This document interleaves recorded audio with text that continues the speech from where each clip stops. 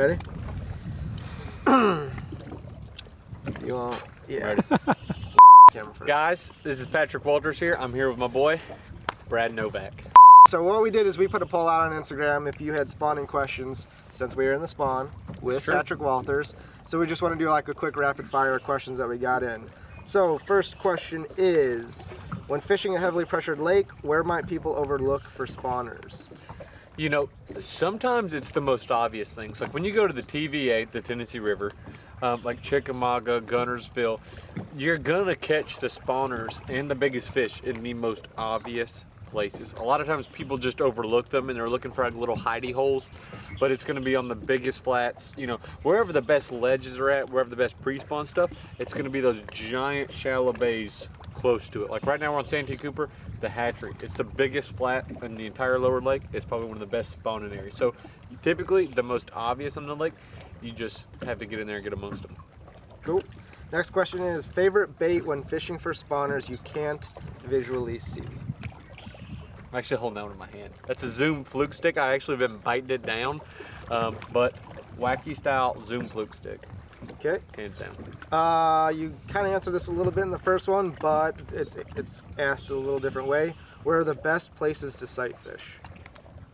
Typically, I would say the bottom end of southern reservoirs. The bottom end is going to have clear water, bigger fish, and shallow water. You want shallow water present, a lot of vegetation. Like here on Santee Cooper, you don't typically sight fish on the northern end, it's what we call the swamp, but the lower end, that's where the sight fishing goes down. So lower end of the reservoirs, clear water, shallow flats. All right, and let's see if it's the same. Your favorite go-to bait for spawners?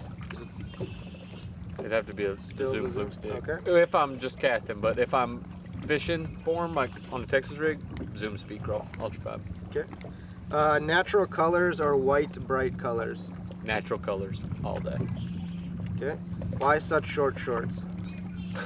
Why not? Okay. How do you find spawners up north? Does it differ from down here?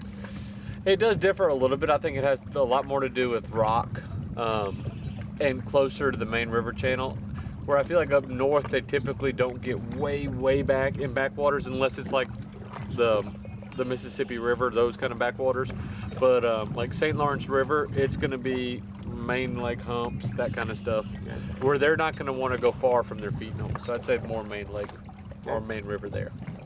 Big Will says, what should I throw? Big Will. Depends on where you're at, but I'd start with the fluke stick and go from there. Okay. How long do you spend on a big bed fish in a tournament before giving up? That's a hard one to answer, you know, and it really depends on what do I have in the live well, what time of day is it. You know, if I've already got 15, 16 pounds and that's a good bag, and it's a 5 to 7 plus pound fish, like a really good one that I know that I need for the tournament, I'll spend upwards of 2 hours if I had to. I mean, it really depends on how that fish is cooperating and if she's gonna bite, but I'll easily spend an hour if I think that fish will bite. Okay. You answered kind of the best locations to find spawners, but what about depths? I would say 4 feet's pushing it, but 3.5 feet to 2 inches. I mean, if he can, if you look at those big carp sometimes you see swimming, you can see how shallow they get. Don't be afraid to look shallower than you're thinking, but I'd say 3.5 would be ideal to the bank. Okay. To the bank. Is red in the spring related to pre-spawn, spawn, or just general rule? I'd say about the spawn, the red kind of cuts out. Demon, like we got a demon crankbait right there. It's just red pre-spawn. I don't know what it is, but they absolutely munch it. But I'll still throw watermelon red, stuff like that during the spawn. I really love that color trickworm and fluke sticks, that kind of stuff. But I'd say straight red baits kind of ends up like losing out during the spawn. Okay. Would you ever throw a drop shot for largies, and how would you fish it? I do throw drop shots a good bit, especially for like when they're around brush or something, if it's a finicky bite. Every now and then I'll throw them in brush piles, but I don't pick the drop shot up more until we get post-spawn. May and June, when those fish get out and they get on, like say, those ledges, and they've got a lot of pressure already, that's when I'm cleaning up with the drop shot. I've actually caught a lot of largemouth throwing the drop shot. Okay. What's your best approach to muddy, dirty, dingy water? Cover water first. I'm gonna do I'm gonna throw a crankbait or a chatterbait and a big spinnerbait, or I'm gonna flip a jig. Bigger profile baits, something that gives off some vibrations, something that those fish can go find. Okay, last question we have here is boat positioning tips. Okay, that's a good question actually. That's probably the best question. You said the best for last.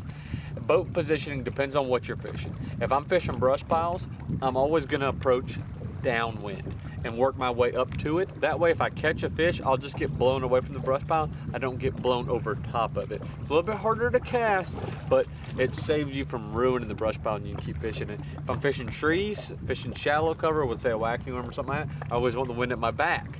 And I'm going with the wind. That way I can make long cast, accurate cast. I can feel my bait the whole time. And that's the two biggest things is if I'm fishing light stuff or I'm fishing shallow, I want the wind at my back. And if I'm fishing deep, I want the wind in my face. Cool. Thank you everybody for your questions on Instagram. We're about to go catch some fish. It's that time.